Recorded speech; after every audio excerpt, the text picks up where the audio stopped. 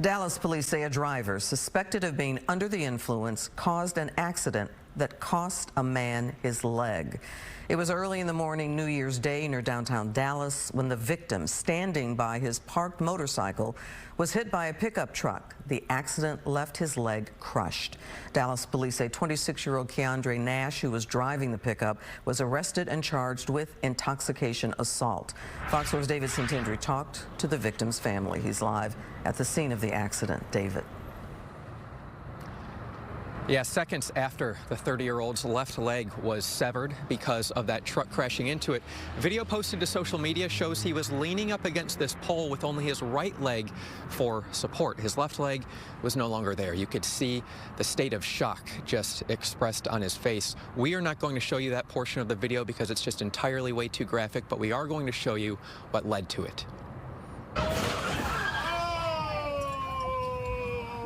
Less than a few hours into the new year, a truck crashed into a man on the sidewalk of McKee Street, outside of downtown Dallas. The crash immediately severed the left leg of 30-year-old Thomas Toledo, who was near his motorcycle. I'm happy that he's alive,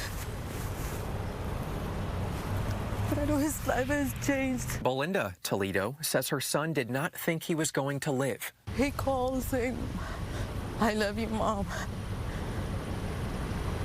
Tell everybody I love them. I don't know if I'm gonna make it. I just lost my foot." The strength to call her right then and there, even after losing a leg. He was still there. He was on scene. He was still in the scene. Dallas police say Keandre Nash was driving the pickup truck. He's charged with intoxication assault with a vehicle causing serious bodily injury. According to an arrest warrant affidavit, Nash was driving his 2011 gray Nissan Titan on Botham Jean Boulevard when he struck a gray Range Rover. People in the Range Rover got into a verbal altercation with Nash. They began striking Nash with closed fists. They attempted to pull Nash from his vehicle while Nash attempted to fight them off. Nash began accelerating his truck, attempting to get away from the unknown suspects.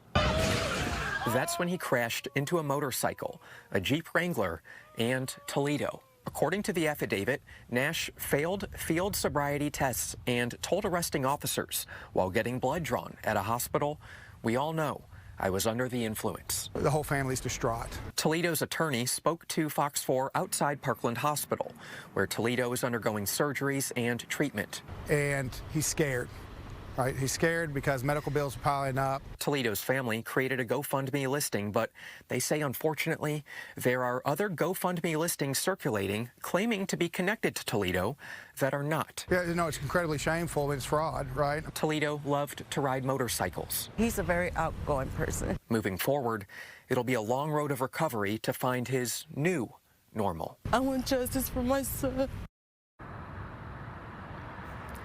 The results of Nash's blood alcohol content levels were not listed in that arrest affidavit. The affidavit said they were not ready in time, so we'll see if we can work to get that information. He was booked into the Dallas County Jail, but is since bonded out. There are no online public records at this point in time that show what his bond amount was, but we'll work to get that information.